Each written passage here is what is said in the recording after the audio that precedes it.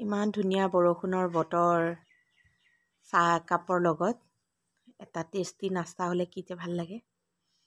আহক পলক বনাওঁ। 1 কাপ চুজি ল'লোঁ, 1 কাপ পানী, এইখিনি অলপ সিজিব দিলোঁ। দি তাৰপিছতে প্লেট এখনত উলিয়াই লৈছোঁ অলপ ঠাণ্ডা কৰি কেনে। 1 চামুচ জলকীয়া গুড়ি, 3 চামুচ কৰ্ণফ্ল'ৰ দিছোঁ, অলপমান নিমখ। এইখিনি এতিয়া আমি ভালদৰে সানি ল'ম। আটা মঠা নিচিনাকৈ ধুনীয়াকৈ সানি ল'ম আৰু সানি লৈ কিনে ইয়াতে কিন্তু জলকীয়া কাটি কাটি আৰু কেঁচা পিঁয়াজো দিব পাৰে, তেতিয়াও বিৰাট ভাল লাগে খাই।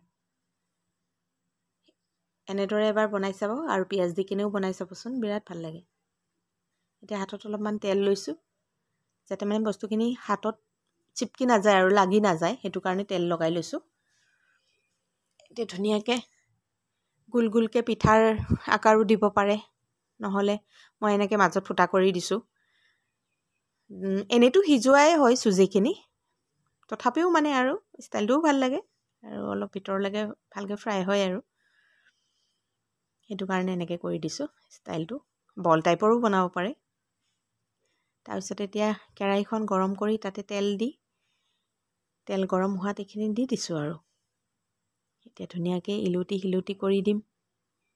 এফালে গেছত চাহ পাতি থৈছোঁ, এইখিনিও হৈছে দিয়া মানে হৈয়ে যায় আৰু কালাৰ হৈয়ে যায় লগে লগে। এতিয়া চেজৱান চাটনি ল'লোঁ, চচ লৈছোঁ। এতিয়া আমি বঢ়িয়াকৈ চাহকাপ খাম বৰষুণ চাই চাই, মজা লাগিব। আপোনালোকেও খাই চাব দেই এনেকৈ বনাই কেনে। এতিয়া কেনেকুৱা লাগে। আহিছোঁ, বাই।